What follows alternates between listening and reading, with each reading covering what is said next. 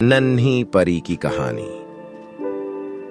एक छोटी सी परी गांव में रहने आई। उस गांव में एक बुढ़िया अकेली रहती थी जिसके 4 बेटी थे।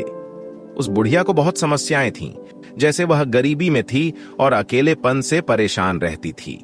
वह अपनी समस्याओं का समाधान ढूंढने के लिए निरंतर प्रयास करती रहती थी।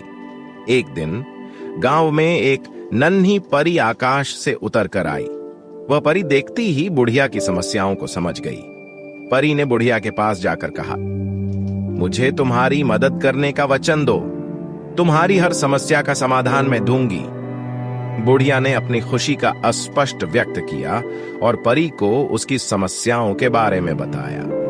परी ने गहराई से सुना और ध्यान से सोचा। उसने एक चमत्कारी आयाम दिखाया और कहा, मेरे पास एक रजा है जो तुम्हारी समस्याओं का समाधान कर सकती है। परी ने गांव के चारों दिशाओं में दौड़ते हुए 4 बेटियों को उठा लिया।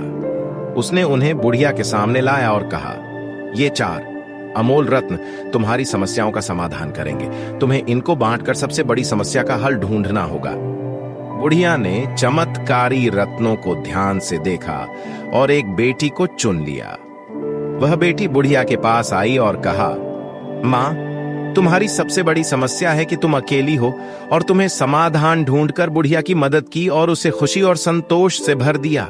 वे सब मिलकर एक दूसरे के साथ खेलते, हंसते और मिठाइयों का आनंद लेते।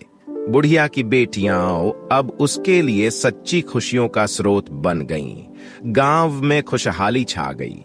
लोग बुढ़िया और उसकी बेटियों की सदैव सेवा करने को तत्पर थे। परी ने एक समस्या का समाधान किया, पर वह अपनी चमत्कारी शक्तियों को छुपाते हुए आकाश में लौट गई।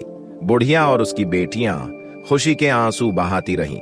उन्होंने नन्ही परी के द्वारा दिए गए उपहार को सराहा और धन्यवाद दिया।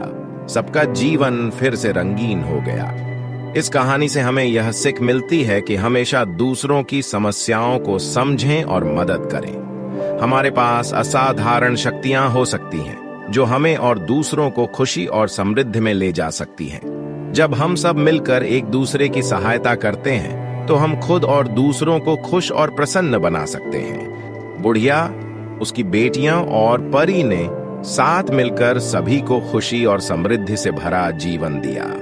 उनकी कहानी गांव में हर बच्चे तक पहुंची और सबको एक नई आशा दी।